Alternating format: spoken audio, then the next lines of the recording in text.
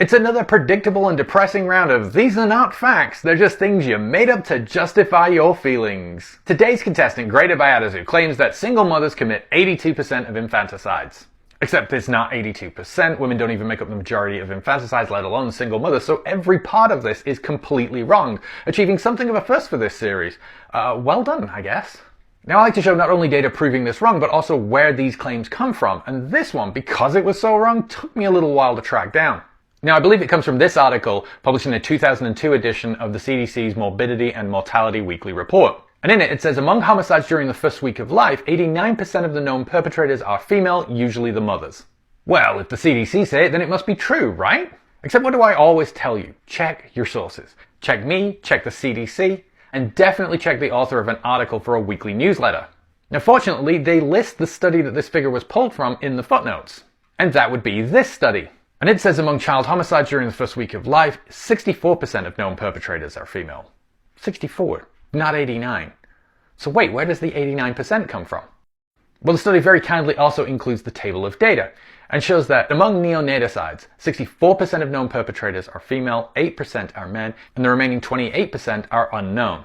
But if, say, you're not paying attention and don't see that these are percentages and instead think that they are total cases, then the total number of cases where the perpetrator is known is 64 plus 8, 72, and 64 out of that 72 gets you 88.88%.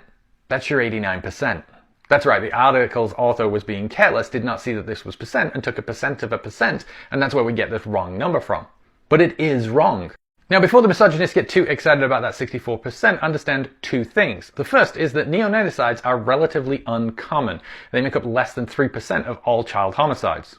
And two, there is a common profile for neonaticides. Yes, they tend to be unmarried mothers and first-time mothers, but they also tend to be much younger, often teenagers. They're also more likely to be living in poverty, more likely to be living at home with their parents, and more likely to have hidden the entire pregnancy. That mothers make up the majority of neonaticides is not some sign of uncontrollable bloodlust in women at the sight of a newborn. The fathers aren't even aware there was a pregnancy. The numbers are so low for men only because they don't get the opportunity. Oh, that doesn't feel good to say. And unfortunately, we can see this proven out. When we look at infanticides, men are more often the perpetrator. In fact, when looking at child homicide overall, men are 3 times more likely to be the perpetrator. And we can see this in a 2006 study from England and Wales, which showed that men perpetrate the majority of infanticides, 57%. A 2014 study from the US looked at 32 years of US arrest data on filicide and found that men and women commit infanticide at about the same rates, but the men committed the vast majority of child homicide of both minor and adult children. And all of this is just the same tired trope, that despite the reality being that men commit 80 to 90% of all violent crime, that when adjusted for custody, men commit 2 to 5 times more child abuse. And rather than acknowledge this or hold men accountable for their part in it, they have to twist the narrative and come up with fake statistics in order to prove that women, and specifically mothers, are actually more dangerous, showing that they do not care about the safety of children. They don't care about the facts, just their feelings.